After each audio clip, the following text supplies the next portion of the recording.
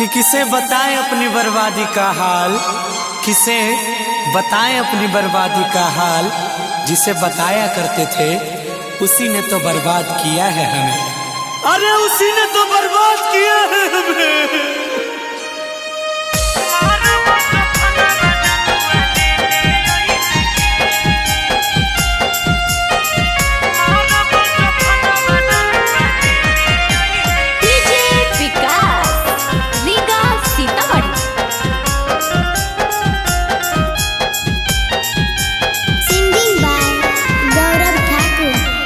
देवो दहेज में दिलावा ले ले जइहे के, देवो दहेज में दिलावा ले ले जइहे के।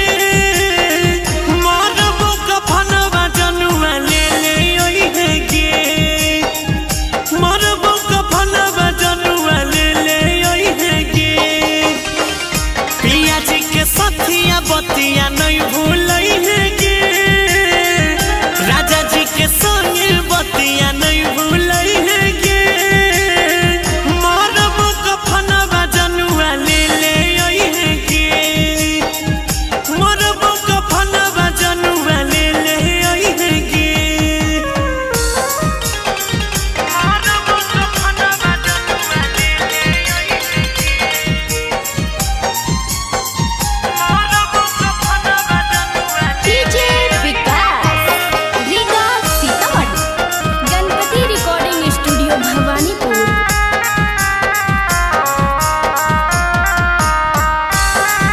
कह रही पगला हमारा पागले बनैली गे, कौन जन्म के पगली बदल चुकली गे।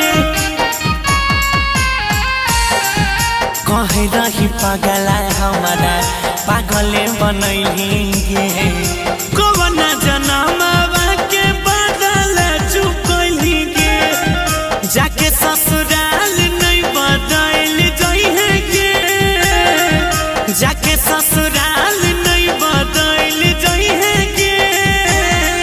मरबो कफनवा जनुआ ले ले ओइहे के, मरबो कफनवा जनुआ ले ले ओइहे के।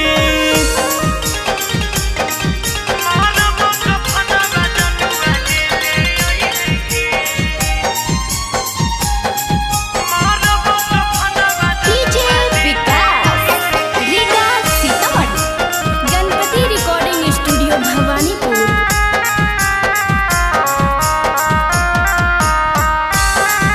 बसल रही हमारा तुम जानना से नस गे, बन के नगिनिया किए ले ले तो बोडस गे। बसल रही हमारा तुम जानना से नस गे, बन के